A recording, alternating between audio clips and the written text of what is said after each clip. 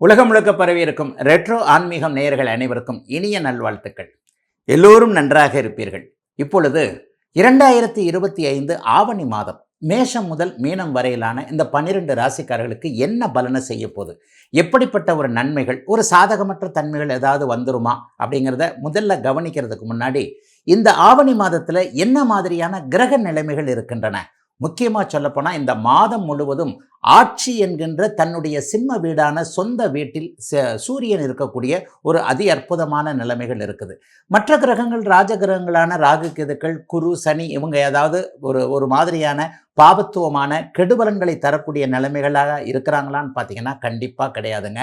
மிதுனத்தில் இருக்கக்கூடிய குரு நல்ல அமைப்பிலேயே இருக்கிறார். அதை போலவே மீனத்தில் குருவின் வீட்டில் இருக்கக்கூடிய சனி மற்றும் 12 அதாவது இது காலபுருஷனுடைய ஒரு 11வது வீடு என்று சொல்லப்படக்கூடிய கும்பத்தில் இருக்கக்கூடிய ராகு, இது போன்ற அமைப்புகள் நல்ல விதமாகவே இருப்பதால் பெரும்பாலும் 12 ராசிக்காரர்களுக்கும் பெரிய கஷ்ட நஷ்டங்கள் இந்த இடத்துல கண்டிப்பாக இருக்காதுங்க. இப்பொழுது தனித்தனியாக என்ன மாதிரியான பலன்களை மேஷம் முதல் மீனம் வரையிலான ஒரு 12 ராசிக்காரர்களுக்கு செய்யும்ன்றதை பார்த்துடலாம்.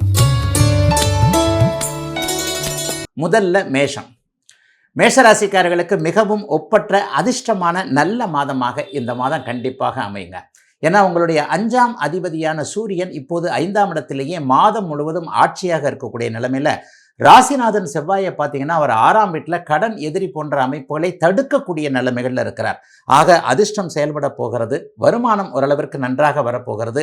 வேலை தொழில் வியாபாரம் இந்த மாதிரியான அமைப்புகளில் இதுவரைக்குமே நிம்மதி இல்லாமல் இருந்தவங்க வியாபாரம்லாம் ஆகுதுங்க, ஆனால் பணத்தை தாங்க கண்ணில் பார்க்க முடியல, லாபத்தை தாங்க பார்க்க முடியவில்லை என்கின்ற மாதிரியாக வேலை தொழில் அமைப்புகளில் நிம்மதியற்று இருந்தவர்கள், அதிர்ஷ்டமற்று இருந்தவர்கள் எல்லோருமே அதிர்ஷ்டத்தை உணரக்கூடிய ஒரு அற்புதமான நல்ல மாதமாக மேஷராசிக்காரர்கள் எல்லாருக்குமே இந்த மாதம் அமையுங்க. ஆரோக்கியம் இல்லாமல் இருந்தவங்க ஒரு 50-60 வயசு ஆச்சு, அப்படி சொல்கிறாரு டாக்டர், இப்படி சொல்கிறாரு டாக்டர், எனக்கு மறுபடியும் ஹெல்த் இஷ்யூஸ் இல்லாமல் நல்ல விதமாக ஆரோக்கியமாக மீண்டு வருவேனா, இந்த ஆவணி மாதத்தில் உண்மையிலேயே அந்த ஆரோக்கிய குறைவுகள் எதுவும் இல்லாமல் ஒரு 10 வயது குறைந்தாற் போல எல்லாம் ஒரு தடுக்கப்படக்கூடிய அமைப்புகள் சர்வ நிச்சயமாக உண்டு. 11ஆம் இடத்துல பாருங்க, லாபஸ்தானம் வெற்றி ஸ்தானம்னு சொல்லப்படக்கூடிய 11ஆம் இடத்துல ராகு இருந்து குருவின் பார்வையில் இருக்கிறார். எப்பொழுது 6-11ஆம் இடங்கள் பாபத்துவமாகி, அதாவது பாபர்கள் அந்த இடத்துல உட்கார்ந்துருக்கோ அப்போது அந்த மனிதனுக்கு கண்டிப்பாக கடன் நோய் எதிர்ப்புகள் போன்றவைகள் எல்லாம் விலக வேண்டும் என்கின்ற விதியின் அடிப்படையில் மிகப்பெரிய நல்ல மாற்றங்களை கொடுக்கக்கூடிய அமைப்பில் தாங்க மேஷராசிக்காரர்கள் எல்லோருக்குமே இந்த கிரக அமைப்புகள் இருக்கின்றன. 5ஆம் இடத்துல இன்றைக்கு சூரியன் இருக்கிறனால ரொம்ப நாள் கழித்து புத்திர பாக்கியம் கிடைக்கக்கூடியவர்கள். ஒரு இடத்துல பார்த்தீங்கன்னா பொம்பளை பிள்ளையாகவே இருக்குதுங்க, குழந்தை பொம்பளை பிள்ளையாக ஆயிடுச்சு, ஆண் வாரிசு வேணும். இந்த மாதமே அந்த புனிதமான கருவுறுதல் நடக்கக்கூடிய அமைப்புகள் உண்டு. 5 வருஷம் ஆனாலும் இன்னும் குழந்தை பாக்கியம் இல்லை, கல்யாணம் ஆகி எல்லாரும் கேட்க ஆரம்பிச்சிட்டாங்க, என்னன்னு தெரியலையே என்கின்ற மாதிரியாக புத்திர பாக்கியத்திற்காக இயங்குபவர்களுக்கு நல்ல மருத்துவம் நல்ல மருந்துகள் கிடைக்கக்கூடிய தன்மை என ஆவணி மாதம் எல்லா நிலைமைகளையும் வயதிற்கு ஏற்றாற் போல மிகப்பெரிய சாதகத்தை செய்யக்கூடிய அமைப்பு தாங்க இருக்கு. ஏதாவது ஒன்று நல்லாவே இருக்குன்னு சொல்றீங்களே, ஏதாவது நெகட்டிவானது ஏதாவது நடந்துருமாங்க ஐயா அப்படின்னு கேட்டிங்கன்னா, 6ஆம் அதிபதியான புதன் இப்போது 4-5ஆம் இடங்கள்ல இருக்கிறார். சிலருக்கு மட்டும் பிள்ளைகளால் கொஞ்சம் கடன் வாங்கக்கூடிய சூழல்கள் வரலாம், அம்மாவோட கொஞ்சம் கருத்து வேற்றுமை ஏதாவது ஒன்று வரும். இப்படி அம்மா சொல்கிறத நம்ம கேட்க முடியாமல் அல்லது அவங்களுக்குன்னு நம்ம எதையும் செய்ய முடியாமல் தூரத்தில் இருக்கக்கூடிய தாயை பார்க்க முடியாமல் இருக்கக்கூடிய அமைப்புகள் என தாய் வழி அமைப்புகளில் மட்டும் கொஞ்சம் கஷ்டங்களை செய்யக்கூடிய அமைப்பு, அல்லது நம்ம என்னதான் செஞ்சாலும் அம்மாவுக்கு திருப்தி இல்லாத ஒரு அமைப்பு, அம்மாவால் வந்தவர்கள்னு சொல்லப்படக்கூடிய நம்ம கூட பிறந்தவங்க இருக்கிறாங்களே அக்கா தங்கச்சி, இந்த மாதிரியான பெண் சகோதரிகளுக்கு எதுவும் செய்து கொடுக்க முடியாத நிலைமை, அதன் மூலமாக அம்மாவுடைய வருத்தம் என்பது போன்ற அமைப்புகள் இப்போது மேஷராசியில் இருக்கக்கூடிய நடுத்தர வயது உள்ளவர்களுக்கு இருக்கக்கூடும் என்பதால் இதை தவிர பெரிய சாதகமற்ற அமைப்புகள் எதுவும் இல்லாத ஒரு நிறைவான நல்ல அமைப்புகளில் தாங்க மேஷராசிக்காரர்கள் எல்லாருக்குமே இருக்குது.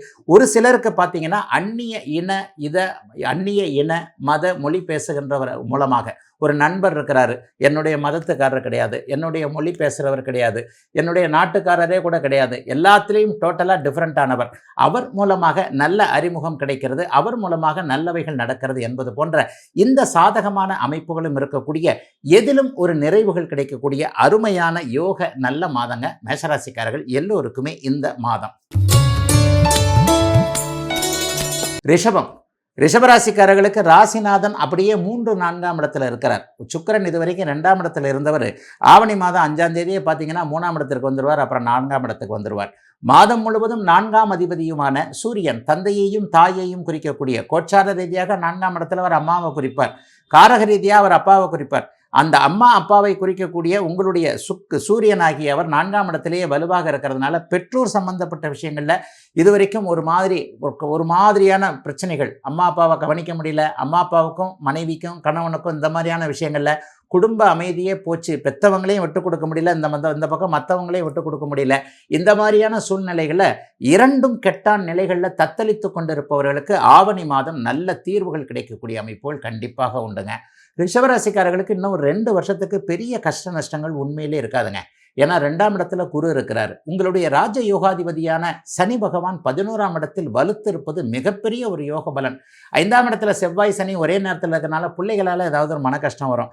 ஆக பெற்றவர்கள் பிள்ளைகள் இந்த மாதிரி வயதிற்கு ஏற்றார் போல பிள்ளைக்கு ஃபாரினுக்கு அனுப்பணும், பிள்ளை வெளிநாடு போகணும்னு சொல்லுது, ஒரு பிள்ளை வச்சிருக்கிறேன் தூர இடத்துல போய் படிக்கணும்னு சொல்லுது, தூர இடத்துல போய் வேலைக்கு போகணும்னு வச்சுக்கிறது, நான் வச்சிருக்கிறதே ஒன்று கண்ணே கண்ணு, இந்த மாதிரியான அமைப்புகளை நான் எப்படி அவங்கள கொண்டு போய் வேறு இடங்களில் வேலைக்கு சேர்க்கறது அல்லது தூர இடத்துல எப்படி பெண்ணை கட்டி கொடுப்பது, இந்த மாதிரியான குழப்ப அமைப்புகள் தான் ஒரு 50 வயசில் இருக்கக்கூடியவர்களுக்கு வருங்க.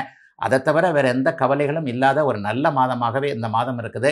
இன்னொன்று பணவரவு இருக்கும். 2ல் குரு 11ல் சனின்றது ஒரு நீடித்த நல்ல அமைப்பு.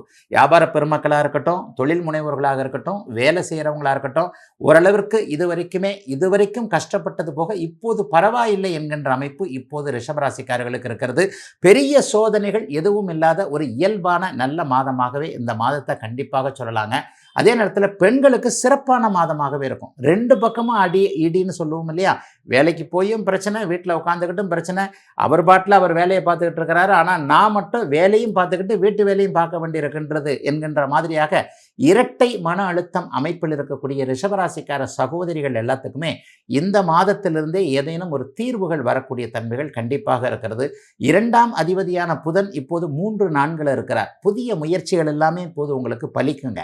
ஒரு கலைத்திறமை, கலை வாய்ப்பு, சோஷியல் மீடியா, ஃபேஸ்புக்கில், இன்ஸ்டாகிராமில், யூடியூப்பில் சம்பாதிக்கணுன்ற முயற்சிகளில் இருக்கக்கூடியவர்கள் ஒரு புத்திசாலித்தனமான வேலைகள் மூலமாக கம்ப்யூட்டர், கணக்கு வழக்கு, அக்கௌண்ட் இது மூலமாக சம்பாதிக்கணும்னு நினச்சிக்கிட்டு இருக்கிறவங்க எல்லாருக்குமே இந்த மாதத்திலேயே அதற்கான வருமானங்கள் வரக்கூடிய சூழலில் இருக்கக்கூடிய அருமையான நல்ல மாதமாக இந்த மாதம் ரிஷபராசிக்காரர்களுக்கு இருக்குங்க. 90% ரிஷபராசிக்காரர்களுக்கு பெரிய சோதனைகள் எதுவும் இருக்காது. ஒரு 10% பேர் எங்கேயாவது தசாபுக்தி அமைப்புகள் கொஞ்சம் ஒரு மாதிரி அப்படி இப்படி இருந்ததுன்னா, ஐயா நீங்கள் சொல்கிறதெல்லாம் இதெல்லாம் நடக்கலைங்க, நான் ரொம்ப கஷ்டப்பட்டுக்கிட்டு இருக்கிறேங்க அப்படின்னு சொல்லுவீங்க. அப்படிப்பட்டவர்களுக்கு கூட நன்மைகள் நடக்கக்கூடிய யோக மாதமாக அமைஞ்சிருக்குங்க அத்தனை ரிஷபராசிக்காரர்களுக்கும் ஆவணி மாதம். மிதன ராசிக்காரர்களுக்கு இப்போது சுக்கிரன் 2ஆம் இடத்திற்கு வந்துடுறார். ஆவணி மாதம் 5ஆம் தேதி போல முதல் வாரத்திலேயே சுக்கிரன் 2ஆம் இடத்திற்கு வருவார். யோகாதிபதியான சுக்கிரன் 2ஆம் இடத்தில் வருவது தன நிலைமையை ரொம்ப பெரிய அளவில் பாதுகாக்கக்கூடிய ஒன்று. அதே மாதிரி உங்களுடைய ராசிநாதன் ஆகிய புதனும் 2-3ஆம் இடங்களில் இருப்பார். எல்லாவற்றையும் விட தைரிய வீரிய ஸ்தானாதிபதியும் உங்களுடைய ராசியின் மிக முக்கிய நண்பருமான சூரியன் ஆவணி மாதம் முழுவதும் ஆட்சி என்கின்ற நிலைமையில் இருக்கிறார். அதில் என்ன நடக்கும்? தைரியம் கிடைக்கும். எந்த ஒரு பிரச்சனைனாலும் வாயா பார்த்துக்கலாம், அதெல்லாம் ஒன்றும் பெரிய பிரச்சனை இல்லை, நான் சமாளிச்சுக்குவேன் என்கின்ற மாதிரியாக அவரவருடைய வயதிற்கேற்றாற் போல எந்த பிரச்சனையையும் மிதுன ராசிக்காரர்கள் சமாளித்துக் கொள்ளக்கூடிய அற்புத மாதமாக இந்த மாதம் அமைஞ்சிருக்கு. சிலருக்கு பார்த்தீங்கன்னா உதவிகள் கிடைக்கும். இன்னும் சிலருக்கு மற்றவங்க உதவி தேவையில்லாத அளவுக்கு நீங்களே உதவிகளை அவங்கவுங்க தசாபக்திகளுக்கு ஏற்ப அந்த பலன் அப்படியே ஒரு மாதிரியாக நடக்கும். இதுவரைக்கும் அடுத்தவங்ககிட்ட உதவி கேட்டு தான் வாழ்ந்தேன். அண்ணன் உதவி பண்ணுறாரு, அக்கா உதவி பண்ணுறார், தம்பி தங்கச்சிங்க உதவி பண்ணுறாங்க, பெற்றவங்க உதவி பண்ணுறாங்க, பொண்டாட்டி உதவி பண்ணுது, புருஷன் உதவி பண்ணுறார். இந்த மாதிரியான உயிர் உறவுகள் சம்பந்தப்பட்ட விஷயத்தில் அவங்கவுங்க உதவி செய்தது சொந்த காலில் நிற்க முடியாத நிலைமையில் இருந்து வந்த மிதுன ராசிக்காரர்கள் அனைவருக்குமே இப்போது நீங்களே சொந்த காலில் நிற்கக்கூடிய அளவிற்கு நல்ல அமைப்புகள் உருவாகக்கூடிய ஒரு சிறப்பு மாதமாக இந்த மாதம் அமைஞ்சிருக்குதுங்க. உதவிகள் கிடைக்கும், உதவிகளை செய்ய முடியும், நல்ல அறிமுகங்கள் இந்த மாதம் உண்டு. குறிப்பாக உங்களை விட மேலே ஒரு நல்ல அந்தஸ்தில் இருக்கக்கூடியவர், உங்களை விட பணக்காரர், உங்களை விட அதிகாரம் உள்ளவர், ஒருபடி உயர்ந்தவர், இவ்வளோ நாள் இவருடைய ஃப்ரெண்ட்ஷிப் கிடைச்சதுன்னா இப்படி இந்த லெவலில் நமக்கு தெரிஞ்சவராக தான் இருக்கிறார், கொஞ்சம் நேரம் போய் ஃப்ரெண்ட்ஷிப் கிடைச்சதுன்னா அவர் மூலமாக இப்போ இருக்கிற பிரச்சனைகளை தீர்த்துக்கலாமே என்கின்ற எண்ணத்திலிருந்து முயற்சிகளை செய்து தோற்று கொண்டிருந்தவர்களுக்கு அப்படியே ஒரு தற்செயலாக ஒரு சந்திப்பு நடந்து அதன் மூலமாக ஒரு நல்ல அறிமுகம், இவைகள்லாம் நல்ல விதமாக இருக்கும். அந்த அறிமுகத்தின் மூலமாக இப்போது வாழ்க்கை நல்ல விதமாக மாறக்கூடிய தன்மைகளும் உண்டு. 2ஆம் இடத்தில் இருக்கிறனால பண வரவுகள் நன்றாக இருக்கும். நட்புகள் உறவுகள்கிட்ட இதுவரைக்கும் இல்லாத அளவிற்கு ஒரு இணக்கமான போக்குகள் இப்போது மிதுன ராசிக்காரர்கள் எல்லோருக்குமே அமைஞ்சிருக்குதுங்க. 4ஆம் இடத்துல செவ்வாய் சனி இருக்கிறதுனால அம்மாவுடைய உறவுகள் கொஞ்சம் நல்லா இருக்காதுங்க. 4ஆம் இடத்துல மாதம் முழுவதும் செவ்வாய் சனியுடைய தொடர்பு இருக்கு. அப்ப என்ன நடக்கும் அப்படின்னு பார்த்தீங்கன்னா, அம்மா சொல்லி ஒண்ண வந்து நம்ம கேட்க முடியாத சூழல்கள் இருக்கும். கரெக்ட்டு தான், அம்மா சொல்றத செய்யறத விட நமக்கு வேற ஒண்ணும் இல்ல. ஆனா நமக்கு வேற பக்கம் வேற மாரியான ஒண்ணு இருந்து, அல்லது நம்முடைய சூழல்களை தாய் என்கின்ற தெய்வம் புரிந்து கொள்ளாமல் இருந்து, அடாடா! அம்மா சொல்றத செய்ய முடியலையே, இப்படி இருக்கே, அப்படி இருக்கே, தூரத்தில் இருக்கிறோமே, அம்மாவ போய் பார்க்க முடியலையே, இந்த மாரியான சில சோக அமைப்புகள் அம்மாவால் வரக்கூடிய அமைப்பு மிதுன ராசிக்காரர்கள்ல சில பேருக்கு இருக்குதுங்க. சிலருக்கு அம்மாவால கொஞ்சம் மருத்துவ செலவுகள் வரும். அம்மாவுக்கு ஏதாவது வயதான அம்மாவுக்கு மருத்துவ செலவுகள் மாரி இந்த மாரியான ஒரு அம்மாவால் ஒரு 1 நாளோ, 2 நாளோ, 3 நாளோ இந்த மாசத்துல கொஞ்சம் மன வருத்தங்கள் வரக்கூடிய அமைப்பு இருப்பதால், அதை தவிர்த்து வேறு எந்த விதத்திலும் பணமோ, பொருளோ அல்லது வேறு எந்த விதமான மன கஷ்டங்களோ வராத ஒரு நல்ல மாதமா தாங்க அமைஞ்சிருக்குது. அத்தனை மிதுன ராசிக்காரர்களுக்கும் பெரும்பாலும் இந்த ஆவணி மாதம்.